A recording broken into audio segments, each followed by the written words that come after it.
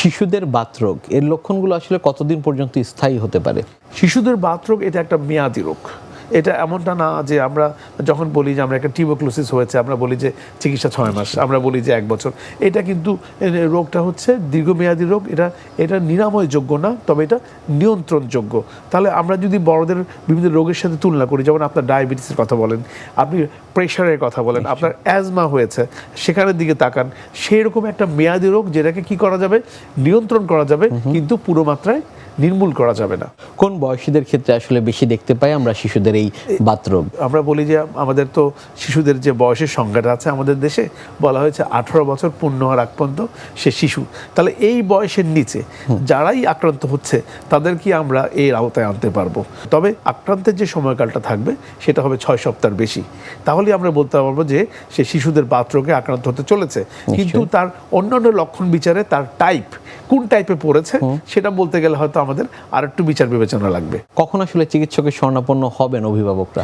চিকিৎসকের শরণাপন্ন শিশুরা প্রথম দিনই চলে আসেন পারলে, যে আমার শিশুরা যে স্কুলে যেতে পারছে না, সে লাফাতে পারছে না, দৌড়াতে পারছে না। তো আমাদের কাছে যখন আসলে আমরা দেখলাম ঠিকই তো, তার দেখা গেল হাঁটুটা ফুলে গিয়েছে, তার দেখা যাচ্ছে যে কবজিটা ফুলে গিয়েছে বা ছোট ছোট আঙুলগুলো ফুলে গিয়েছে, সে তো রাইট আপ করতে পারছে না, স্কুলে গিয়ে তার তো লিখতে হবে, তাহলে সে কিভাবে স্কুলে গিয়ে লিখবে?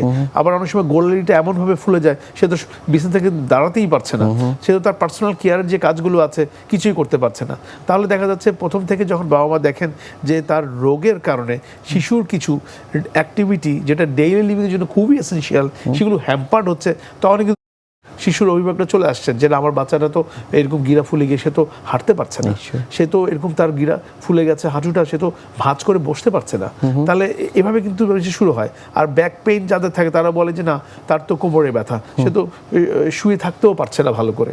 তাহলে এভাবে কিন্তু বিভিন্ন রকমের একটা মানে রোগের একটা উপস্থাপনা থাকে যেটা মা বাবারা সহজেই বুঝতে পারেন, আমাদের কাছে নিয়ে আসেন। কিন্তু আমরা কিন্তু প্রথমে একটু সমস্যায় পড়ে যাই। আমাদের যখন ডিউরেশনটা ভালো থাকে, যেটা বলছিলাম যে 6 সপ্তাহের বেশি থাকলে কিন্তু আমরা এটাকে শিশুদের বাতরোগ হিসেবে লেবেল করা যায়। 6 সপ্তাহের নিচে আবার কিছু অন্য ডিজিজ আছে, তো সেক্ষেত্রে তখন প্রয়োজনীয় পরীক্ষা নিরীক্ষা করার পর আমরা হয়তো একটা জায়গায় যখন ক্লাসিফাই করতে পারি, তাকে একটা ডায়াগনোজ দিতে পারি, তখন আমরা সুস্পষ্ট চিকিৎসা পদ্ধতিটা স্টার্ট করতে পারি। তার আগে কিন্তু আমাদের একটু সময় নিতেই হয়।